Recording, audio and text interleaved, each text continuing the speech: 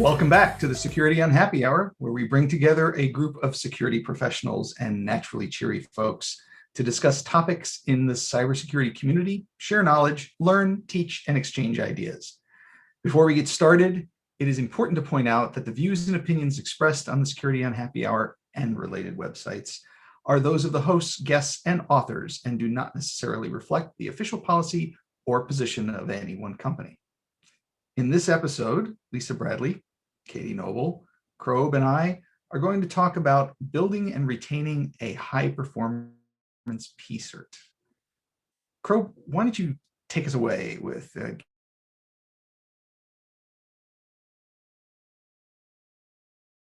let's talk about, hey team, PSIRT. While we're here, it's been a couple episodes. Some people might have forgotten, why do we care about this thing called PSIRT? Anyone have any thoughts they want to share?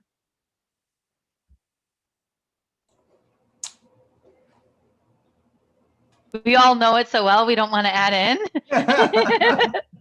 I guess, go ahead. So first, let's start with the acronym Product Security Incident Response Team. So for me, I actually don't like this acronym. I always say it all the time. I don't like the I for incident, because I think about it more as vulnerability management, vulnerability response, because if there's an actual incident, the PSIRT team typically helps jump in and help with the incident. Rather, what I think to focus on is any vulnerability that exists in code already in the customer's hands or GA code. That's what we like to handle. And P for product, of course. So product vulnerabilities. I'll make that a future episode, I think. I would love to debate you about the word incident. I know, you like the word incident. I'm an ITILologist. In addition to everything else, everything's an incident. So let's talk about this area, dive in a little deeper. So PSIRT, it's a specialization within the world of cybersecurity. And Lisa mentioned we focus in on vulnerabilities, primarily vulnerabilities found in products. Is this kind of a widely held thing? Are there a lot of PSIRTs? Are there a lot of people that have these skills? Probably not as many as there should be. Every vendor should have a way to handle and disclose vulnerabilities in their products to their customers, and it requires establishing some frame of reference and some structure and process around that.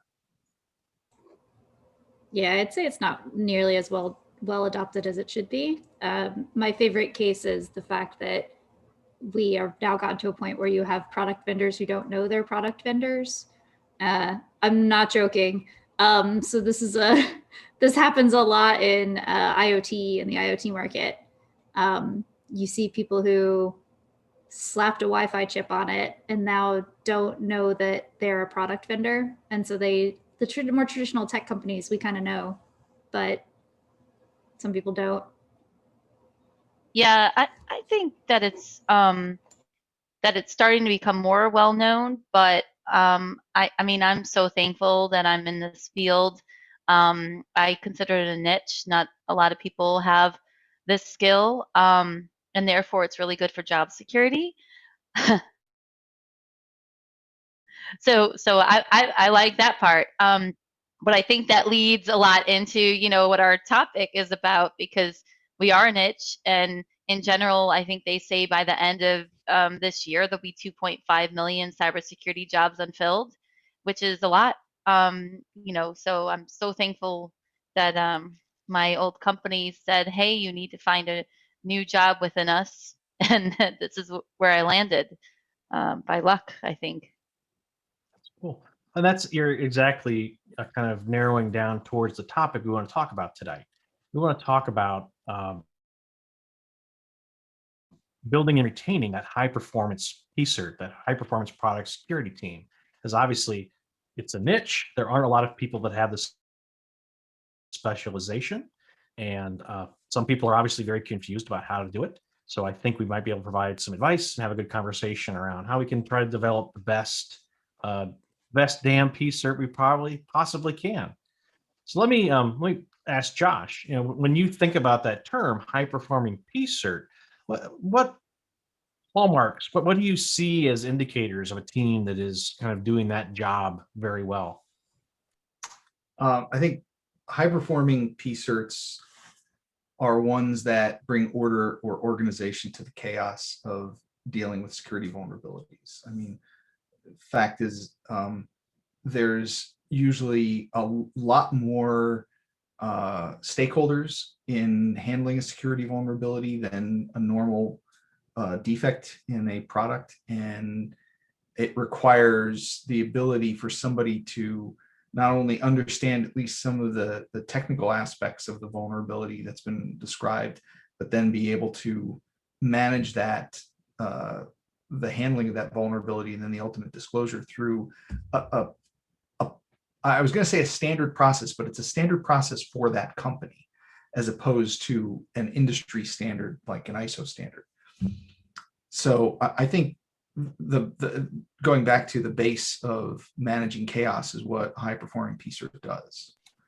So it sounds like there's a lot of stress in this type of role, maybe more so than a traditional cyber role. Just a little bit. Look at me, Katie. Just Well, a little yeah, bit.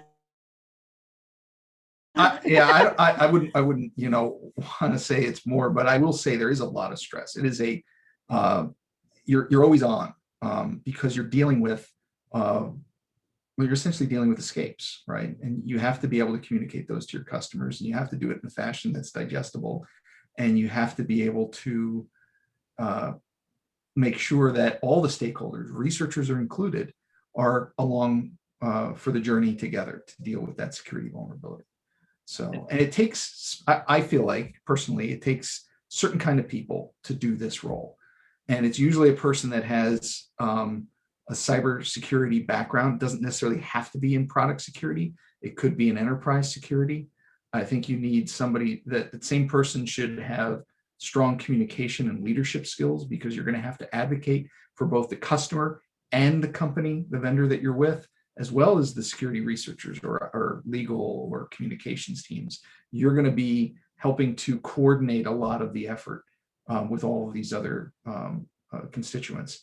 And you also need somebody that's highly organized and has strong program management skills, because there's never just one. It's like a Pringles.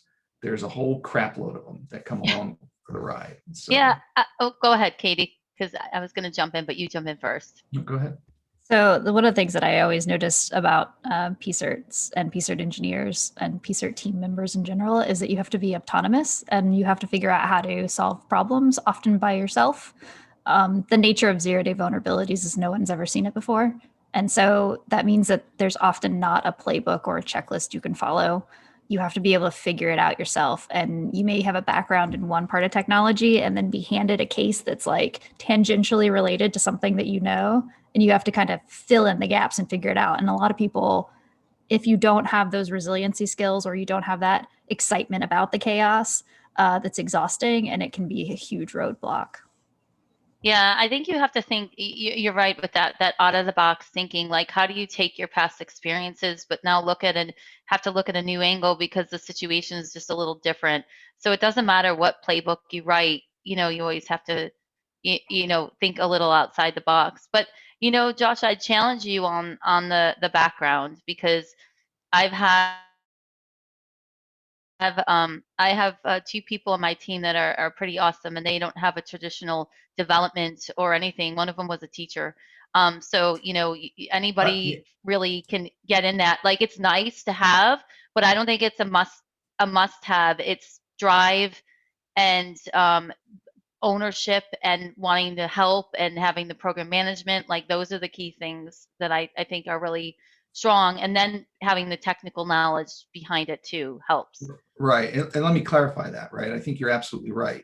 We wouldn't want to say that somebody walking in the door has to have all the skills that I described, or has to be proficient in all of them. They might have some hints to each one of those skill areas, but when you grow somebody in the PSIRT space, I mean, like you pointed out, right? I think people can come from all walks of life to come in and do this job, but you have to develop those different skills as you're maturing in that role. And some people do that faster than others, but I 100% agree with you. We shouldn't limit ourselves to thinking inside the box and saying, well, these are the predefined skill sets and, you know, the levels or degrees to which they should meet those skill sets in order for them to fit the role. It's really more about their capability to grow as a person and evolve into this, right? And so I think you're absolutely right. Well, and I would propose, we stated a couple times before, the stakeholders that a PSIRT deals with is intrinsically different than a CSIRT.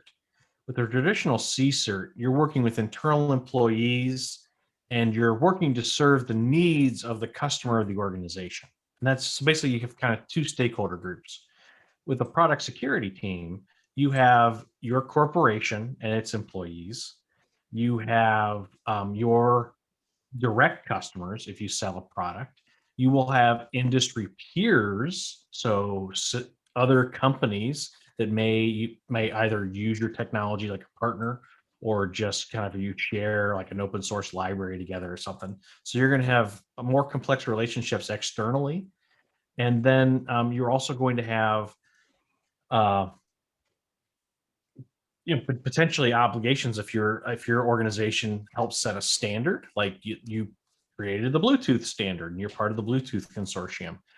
You have that kind of outside organizational obligation to something that's larger than yourself. That again, in a traditional CSIRT, you typically don't have this kind of complexity and stakeholder. Yep. Yeah. Great. So as you're assembling this group, this kind of dream team of folks, what types of things, what types of skills or personalities or backgrounds do you look for? How do you help put the building blocks together? I'll go first, Katie, and then you could jump in. So for me, I think it depends on what size your team is already, right? If you're in a smaller company and you're drowning and you need a person to jump right in a PSIRT, you probably want someone to be skilled already in some form of security. But if you have the privilege of having a bigger team where you could have team members already train this person, I think you can look more for people that are motivated, eager to learn, good with their project management, good personality, good culture fit, willing to dig in, take ownership, and you could look more for those type of features. That's my personal opinion. I've been on both sides, and I'm happy that when I could rather teach and grow somebody into the field, especially because we're all getting a little older here, and I want to see the next generation of PSIRT people. I know, talk for myself. Right. Yeah. Go ahead, Katie. That was my thoughts. Yeah, so I look for curiosity. That's one of the very first things I look for. I look for curiosity. I look for people who just have a general good attitude. I have found overwhelmingly, I would rather work with somebody who has a good attitude and doesn't know all that much about the topic than somebody who's a subject matter expert and has a bad attitude problem. I will help people who are, I'm not saying you have to be a bouncy cheerleader. That's not what I'm saying either. I'm just saying that and sometimes that's can be a little overwhelming. So, but people who have good kind of ability to say look, I don't know this. I need to go learn this. Help me understand versus I'm here to fix your problems, right? There's a difference in that kind of, and it's a subtle difference, right? But there is a difference there. So I look for people who are curious, who are autonomous, who are driven, and who want to learn. I don't think that this doesn't come out of college, right? We have to, PSIRTs have to be built, and it's going to change drastically based on the product. And so if you're at a company that has a lot of different products, it's going to change drastically from product to product. And so it's not an easy kind of easy thing to train somebody straight out of college. So I always anticipate having to build someone. Yeah. The other thing I would add that I look for is somebody that's inspired or passionate about it, even if they don't have a lot of knowledge in the security space, but they're drawn to it. because it really does. To me, there is a calling to it, and I think that's probably true of a lot of different fields. If you're really drawn or inspired by a particular area of technology, you're going to do better in that space. You're going to be able to mature and grow and learn so much more, and you bring a lot of value to everybody that you touch. So that's something else I look for. Cool. Yeah, thank you for sharing. I love all those kind of characteristics and experiences that you all look for. Why is it important to have this high performing team? Isn't if we had just a bunch of people that are nice and want to do something well, is that good enough? Why do you want that high performing team? Why is it important to try to retain those high performing people? Well, let me ask Katie first. So I think we said in the beginning, this is in kind of a niche career field. I would say that on average, there's probably about 200 to 300 of us in the world. Maybe more, maybe less, but that's my guess.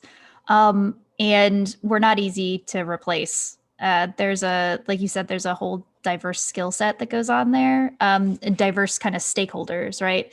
And overwhelmingly, PSIRT members are people who manage relationships while managing cases, right? So that ability to interact with both your business unit, your boss's boss, and your boss's boss at the same time you interact with an external researcher and a product engineer, and not lose your job in the meantime.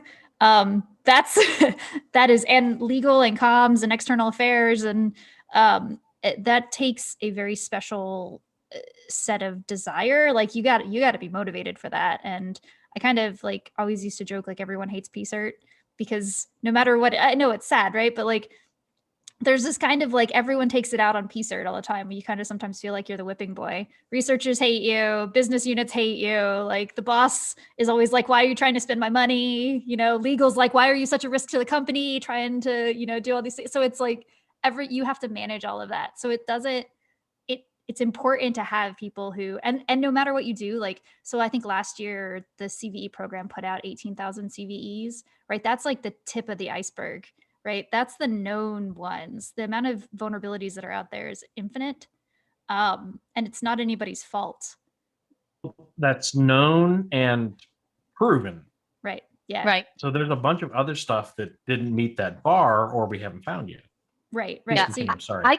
I call it a love-hate relationship. I feel like they love us and they hate us all at the same time. You know, they hate when we come knocking at the door, but they're so thankful that we're there when they need our help. I think some of the reasons why it's also hard when you think of high performing is that when you're trying to build maturity at the same time that you're dealing with fires all the time, and it's the high profiles, and then you have all these other vulnerabilities, and you're trying to get the teams who are already really busy to, you want them to address the issues faster and faster because you want to best protect your customers. And so, when you think of high performing, they're juggling multiple facets besides the people, besides this, they're changing culture all at the same time because we all know that we're not to a huge maturity level in PSIRT. Even those most mature are still growing. I always talk about when Heartbleed happened. I was in a mature company with PSIRT and we didn't even know how to handle Heartbleed, right? It was just a new thing. And then, there's been some newer issues lately that are coming up that are like a whole nother world that we're talking with everybody in the industry for to be able to interact and react at the same time. So, that juggling multiple things. And I also always say security doesn't sleep. I mean, as much as I want my team to have a balance, there's going to be times where they're not going to be able to be balanced, especially with the high profile issues. So, what types of stuff do you do to retain those people, or even to lead those people? It sounds like they might have something a little different than the line worker, Blogging. potentially these high performers. What types of things do you do differently?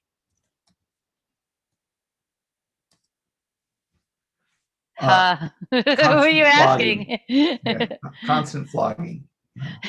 Constant I flogging. would- So let me ask Lisa, what Yeah. do you do to lead high performing associates? Do you do things differently from someone that is a top performer versus a medium performer? Right. So a lot of the times what I'm focusing on is, obviously reactive and the proactive side. So reactive side is sort of they start to get accustomed to that, but they constantly are learning. But I like the cool part of being proactive too, letting them own part of the strategy. I've really focused on that this year. How did I let my team, especially my high performers, um, get to own part of the strategy, get to own our future, and get to own the maturity so that they feel like, that they're doing it, that they want to drive it. And it's not, oh, I'm driving this for Lisa. I don't want them to feel that way. I want them to drive it because they feel like they're part of the program, and it's important for them, and they see why we're doing these things to make, the company better and our customers better protected. So I think I give them a lot more freedom and responsibility. And even though I'm still sort of overseeing, I'm really trying to, get stepping out to sort of, you know, be letting them, be more strategic. That's where I've been focusing on, at least the past few months in my team. What about you, Katie? You've had the chance to lead a lot of really diverse teams. But what types of things do you do to help, uh, improve the lives of those high performers, help them be maybe potentially contribute more? I think it's really important to get to know your team. What I find is that I guess there is a certain level of everyone's a unique snowflake, but the thing is that when you take care of the people, the mission takes care of itself. And so I find that, yeah, and we talked earlier about retaining people. So if somebody needs something and that's I can provide that, then I do. I try to I try to treat people fairly. I don't try to favor anybody one way or another, but I try to encourage people to diversify, to learn things, to take ownership, to have ownership, to be empowered to make decisions themselves, to be able to grow into those positions. And sometimes I've had to push people, and sometimes I've had to push people real hard. I had an employee. And that's okay. Yeah. I mean, I had an employee who I have always thought was eminently capable, just so incredibly capable, but he didn't like public speaking events. And I knew that he was the best public speaker that we had. And he was very, very capable of doing the job. He over prepared every single time. You could always trust him to make sure that everything was going to be just so. And he really needed to develop that skill. And so I pushed him a lot and signed him up for things. And anytime we needed something, I was like, I got a guy for you. And in the end, that set him up to be able to build the career that he wanted to build. He just needed somebody to believe that he could. And it was if that makes sense, That's awesome. he didn't know that he could, and he needed somebody else to believe that he could. Yeah. And I think about, getting to be comfortable with the team. I always thought this because in the past I was a coder, and I had such a good team that I thought I was happy. And then I went into a team that I wasn't happy with, and I realized, oh my God, I hate coding. But so there's always two parts to the job. There's what you do and who you work with. And so I've been trying to do, especially with COVID, it's been hard. I've been doing quarantini hour every week with the team, and we've been doing get to know your leader and coffee and with leaderships, just sort of extra outreach type of events, just to keep us all knowing each other and on a personal basis, so we care, right? And I'll say, whether you're dealing with a high performer or just someone that just comes in and does their job and does a good job, but they're average. I think building those connections between teammates and giving that insight into a leader or the corporate strategy, that those things are critical to helping people progress. So let me make the same question to Josh before we move on. What types of things might you do differently? How do you deal with people that might be considered high performing? Um, Actually, a lot of it's giving them the room to run, and helping to coach them rather than lead them. There's a big difference in that. And I think with people that are on my team, I've I've had to learn how to take a step back and let people move in the direction that they feel is right based on the objectives or goals. But the funny thing about that is you learn so much more about a person by letting them run on their own. So when you have somebody that's high performing and you let them run, you can observe them from a slightly different vantage point. So again, not to find the flaws, but to help coach them and guide them and teach them how they can get better at what they're doing. Because any high performing person wants to know that. They're hungry for that, to know how I can tweak and improve myself. So I have to tell you, it's hard because I'm learning this too. I went from a very small team to having a very big team now, and it's a huge learning experience on myself. Because I was used to being the one that was running the high profiles or doing this or doing that. So it's like I want to jump in because that's my personality, but then I'm trying to learn how to step back to let the other people on the team really, let them have, it's their chance to shine in that role, right? So I think you're absolutely right, Josh, with the coaching. But I have to tell you, it's hard. It's hard. I'm constantly learning every day of how to try to do it better and better. So we talked a little bit about a couple techniques like coaching and mentoring, kind of inviting them in to help lead the strategy. Are there any techniques that we want to add before we move on about how we can help encourage those folks to continue to have these high levels of contribution? Don't be afraid to take or jump to an opportunity. I would say go for it. All right. Be okay to fail.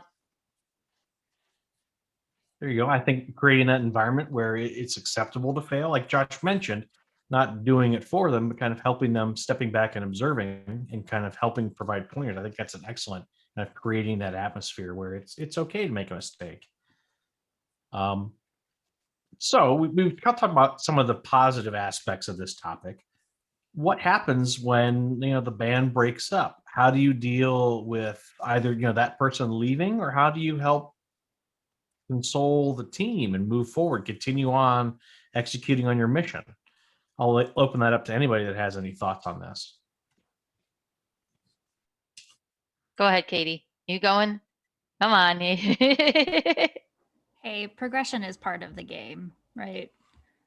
I think I'm never against people trying to improve themselves. And sometimes that means that they improve themselves not on your team, right? That's part of the game, right? Sometimes, yeah, you gotta spread your wings, you gotta fly away. And I've had a lot of employees who I really, really, really value them. They're fantastic, and they have gone on to bigger and better things. And every time I think about that, I think about what an ally I have in that other organization. Like, they're no longer with me where I am, but they're a huge ally somewhere else because we took the time to be consistent and to constantly reaffirm that you are valuable, you matter, I appreciate you, I appreciate the work that you do, and I'm always going to respond in a consistent way to you. So that if I need something somewhere else, like, that person is an ally. So you kind of run the gambit of a lot of times, like, so I came from the government world, and a lot of times you have people who want to do joint duty assignments, is what they're called, JDAs. And a lot of managers go, I can't send an employee on a JDA because my workload is so heavy right now. I can't afford to lose this person. And I think lose them because you didn't give them the opportunity, I right? think that is absolutely the wrong mindset. Yep. Absolutely 100%. Because what ends up happening is if a person has been offered a JDA, there's probably a reason. And the reason may be that they're not enjoying being on your team anymore, unfortunately. And there might be some cultural issues that you as the manager need to address there. But if somebody has asked to go on a JDA, that means you've already broken some hurdles. There's some hurdles that have already happened here. And by saying, no, I can't afford to lose this person, you've backed that person into a corner. And the next option they have is to quit. By saying, yes, I support this move. Yes, I support your career progression. Yes, I absolutely support you in your decision. You gain the opportunity of maybe having them back when that joint duty assignment is over. And you've built an ally in another organization while they're at that joint duty assignment, while they're at that other liaison position for however long. You have an ally in that office, in that organization, and that lets you spread your network even better. Yeah, I think any good manager wants to see their team grow, right? And if you realize that their team growing is outside of you, then you want to introduce and give that opportunity. I recently did this with one of my folks, and you know, she was ready for a new opportunity, and she deserved a next step, and it really was a great match, and I wanted her to get it. I wanted her to go as much as she was one of my better employees. Like, and because I'd rather her do that than leave the company. I don't want the company to lose somebody when they're great. So I do think of the same thing there. I think, okay, what are the other opportunities, whether it's within my own team or maybe it is in PSIRT, maybe it's in, you know, physical security or governance or something. There's so many different options of security. Hey, Crow, come on, be nice. But I think that's one of the things. But if people decide to leave, you're exactly Been there, right. done that. I'm gonna end up working with them as their customer or as their peer or as their, you know, competition, but we still have to work together. So it happens all the time in our space. So, two things. First off, I think everyone on this call is exactly 3 people from knowing everybody that does PSIRT on the planet. It's a Kevin So it's a Bacon thing. very small ecosystem. You will bump into that person that leaves. But let me ask, you know, the 3 of you that are leaders, what do you think about for succession planning?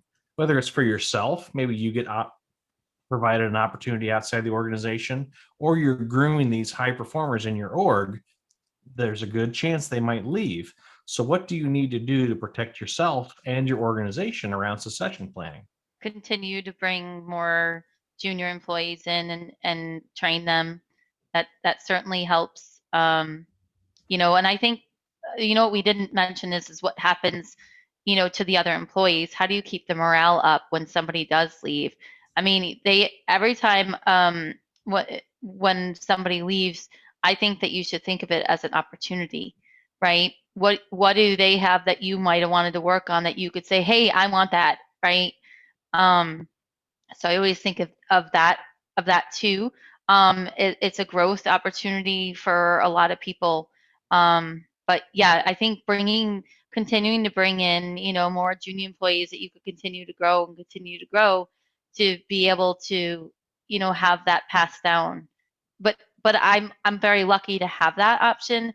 I don't know if other companies do. Sometimes you lose somebody and you can't backfill them. Then what do? Then you lost maybe a senior employee with a lot of skills, and you're what do you say? You're screwed, or how do you figure out how to fill that gap if you can't backfill? I don't know. I'll stop talking. Josh, you've been quiet. Um, I think I think it is important to have a succession plan. You have to have a way to maintain resilience in a PSIRT. And I want to go back to something that Katie was alluding to, right? The idea of people moving on from PSIRT and into other areas. One of the other characteristics of a PSIRT organization as a whole is the richness and diversity of experience. Sending people out into the world from PSIRT land to come, you know, with a good send off, making them feel that, you know, you supported them in their transition to a new area, maybe even help them find this new area. I mean, like I would encourage my folks to do things that allow them to experience other parts of the business aside from just the PSIRT day-to-day work, because they might go off into that area and, you know, spread knowledge and wealth and information that we might have never been able to do before when we were, you know, when they were just part of PSIRT. And then they might come back, and they come back with new knowledge and experience that helps to evolve the process and what we do. So I think doing that and maintaining the morale when people move on is, I think in some ways it's about helping people see the opportunities that they get when other people leave the organization that you're a part of. and at the same time that you are encouraging them to go and grow beyond where they're at. That's awesome. I love the idea that we've created these awesome people and they go out into the world and evangelize and become our allies. I think Katie stated that very well. Mhm. So in closing here, what types of thoughts do we have? How do you keep those keepers, or what other kind of thoughts do we have on the topic here around high performing teams and high performance?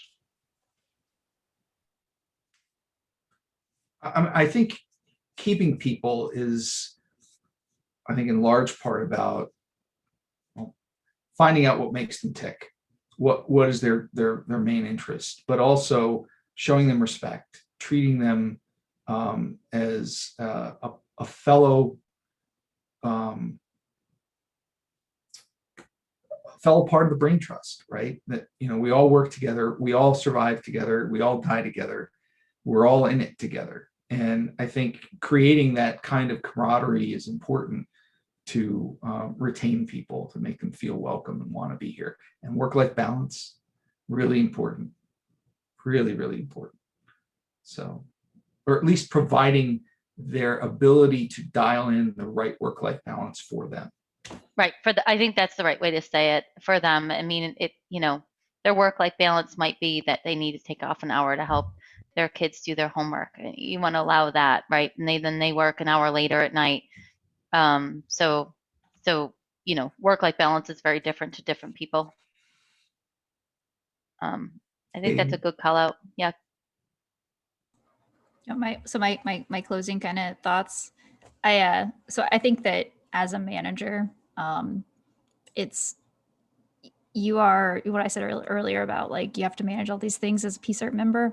Well, as a manager, you got to manage all those things that the PSIRT members have to do, but then you also got to manage the PSIRT members. So you got to manage your people too, right? So I think a couple things. I don't remember who said the quote, but they said you go to war with the army that you have, not the army that you want. And so, like, to me, I always took that as it's incumbent on me as the manager to understand the team that I have, to build the team that I want, but I also have to understand the team that I have. And it's incumbent on me to make sure that I'm using my team in the best way possible that suits their strengths. So I have to know what their strengths and interests are. And I have to foster and build those plans with them. I think things like the language that we use, like, I don't call people that I manage I don't even know what to call them. I call them my colleagues. I don't struggle with that a lot. Right. No, because they'll say supervisees. some senior Power of execs we. will say Lisa's team, and I hate it. I hate when they say that. Like, it's not my team. Like, they report to me structurally, but we are, the VR and customer trust team. Like, I hate that I really hate it. It's yeah. Right. I think I as make a sure leader, it's your job to never use I and always use we. Please And so continue that, Katie. I make sure that I don't say the people I supervise, my supervisees or my employees, or I do occasionally when I'm getting very defensive, say, don't you dare talk about my PSIRT engineers that way. But but that's only in defensive conversations. I call people my colleagues because I don't care what their level is. I don't care what their grade, or they're my colleagues, right? And when I was in the government, we had, contractors, and people were like, they're a contractor. I'm like, they're a consultant. They're my colleague.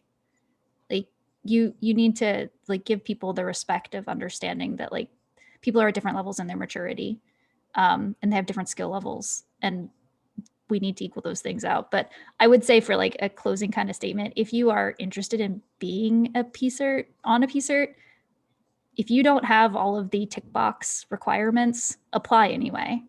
Like, we build, we don't buy. So Yep. I love that. That's a great way to put it. That is the best, Katie. So, Josh, do you want to wrap it up and send us home tonight? Yeah, absolutely. Well, folks, thank you very much for joining us for another exciting episode of the Security on Happy Hour. And we hope to see you again next time.